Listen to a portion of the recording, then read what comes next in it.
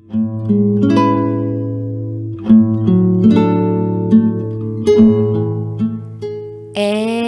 now, it's time for DJ Rocky's Secret Files.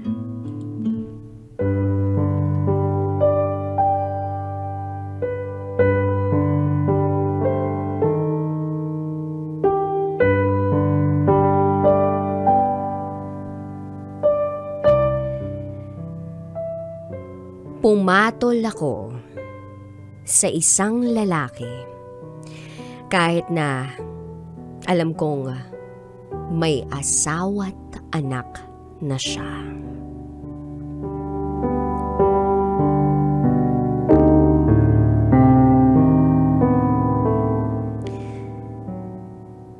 Hi DJ Rocky. Itago mo ko sa pangalang Bea. And this is my secret file. It all started when I entered the company. I used to work for a year. Fresh grad ako by that time. At yun ang first job ko. Nakakakaba. Kasi hindi ko alam kung paano makisama sa mga katrabaho at sa mga boss. Yung tipong wala kang ka-idea sa types of personalities nila. First month, todo ka pa sa mga dapat at hindi dapat gawin. Na-orient na rin naman ako ng mga boss ko. At na-orient na rin ako ng mga iba ko pang mga katrabaho. Mababait naman sila pero syempre, hindi maiiwasan na meron kang maramdaman na meron kang mga katrabaho na ayaw sa iyo. Ilang linggo at buwan rin ang lumipas.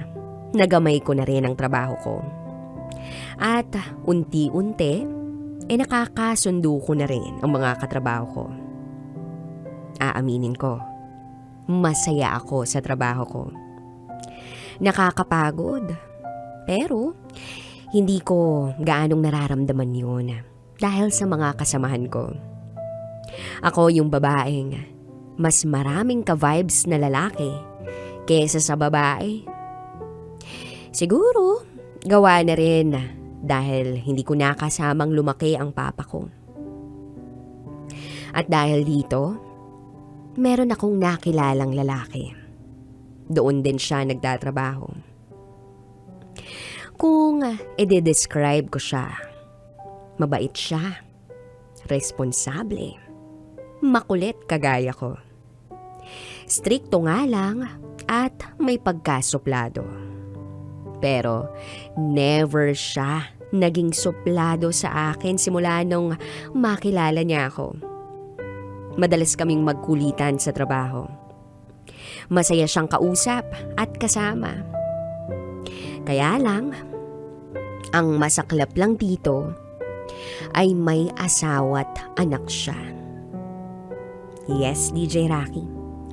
Pamilyadong tao na siya. 7 taon na silang kasal. Sa umpisa pa lang naman alam ko na dahil nakita ko naman sa kamay niya na meron siyang singsing. Yep. Alam ko na yun ay ang kanyang wedding ring. So, ayun. One day, nagkayaan kaming kumain after work. Wala namang mali siya para sa aming dalawa kasi merienda lang naman yun. At sa trabaho lang naman kami nag-uusap. After noon kanya-kanya na kami. Kaya hindi big deal sa akin kung kasal siya o may pamilya siya. Dahil wala namang namamagitan sa aming dalawa. 13 years ang tanda niya sa akin pero hindi gaanong halata pang magkasama kami kasi hindi naman siya matandang tingnan. Hanggang sa napapadalas na nga ang labas naming dalawa lang. At sa isang pagkakataon, ang ayaang kumain sa labas ay sa ibang lugar na siya nag-aya. Siyempre nung una, ayoko kasi una sa lahat, maraming pwedeng kainan at inuman, pero bakit sa ganung lugar pa, diba? Pero sabi niya, kasi nga sa sitwasyon kaya ganun. Ilang araw kong pinag-iisipan kung papayag ba ako o hindi. Hanggang sa, ayun na nga, pumayag na rin ako. Mali, diba? Alam ko naman eh. Fast forward. Unang beses kaming pupunta sa lugar na iyon. Nagkakailangan pa kami kung tutuloy doon o kakain na lang sa ibang lugar. Umikot kami sa mga posibleng kainan pero alam mo yun, parehas kaming nangangapa kung saan ba o ano bang magiging desisyon namin. Hanggang ang ending, doon kami napunta. Kumain kami pero hindi uminom. Uncomfortable ako nung una kasi hindi ko alam kung anong posibleng mangyari. Habang sa, ayun, hindi natapos ang gabing yun at may nangyari na nga. Hindi pa nag-sink in sa akin yung nangyari nung gabi. Hanggang sa kinabukasan, nakita ko siya sa trabaho at doon lang pumasok sa isip ko ang mga pinaggagawa namin kagabi. Iniwasan ko siya ng tingin at hanggat maaari, hindi kami magkasalubong. Pero siya mismo ang lumalapit at kumakausap sa akin. Ilang araw, tumatakbo sa isipan ko kung bakit ako pumayag na mangyari yun. Nagkaiwasan rin kami pero hindi namin gaanong pinapahalata. Dahil alam naman ng lahat kung gaano kami ka-close. Plot twist, boss ko siya. Yes, DJ Rocky.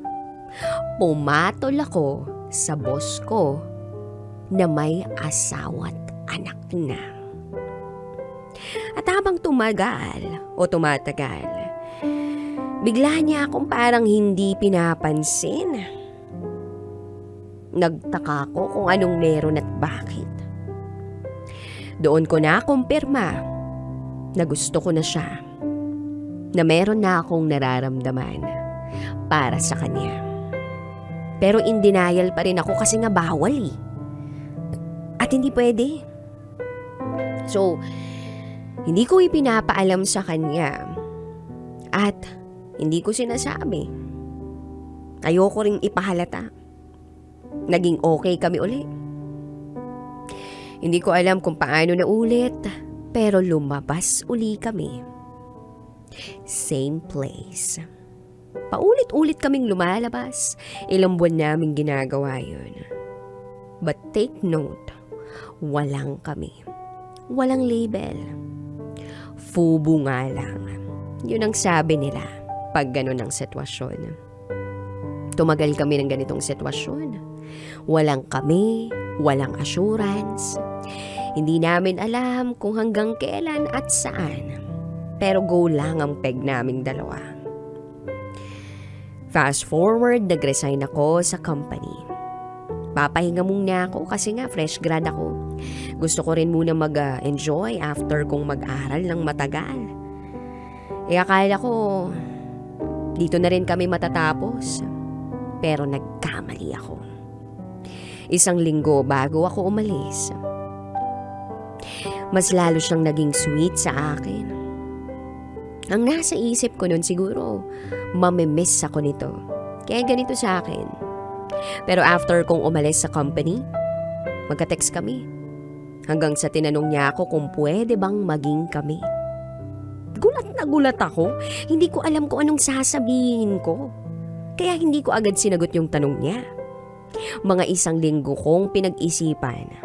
At dahil gusto ko rin naman talaga siya at masaya akong kasama siya, Sinagot ko siya. Oo na, oo na. Mali talaga. Maling-mali itong pinasok ko. Pero masaya kasi ako. Never kaming nagkaroon ng problema o awayan dahil nga magkasundo kami sa lahat ng bagay. May isang beses tinawagan ako ng asawa niya.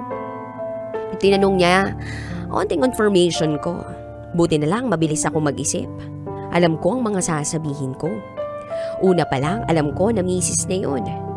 After nun, lagi na naghihinala sa kanya ito. Kabisado na nga number ko eh. Pero never kaming nahuli. May mga pagkakataon na dapat titigil na pero hindi natutuloy. Kasi nga, mahal na namin ang isa't isa. Nakakatawa, 'di ba?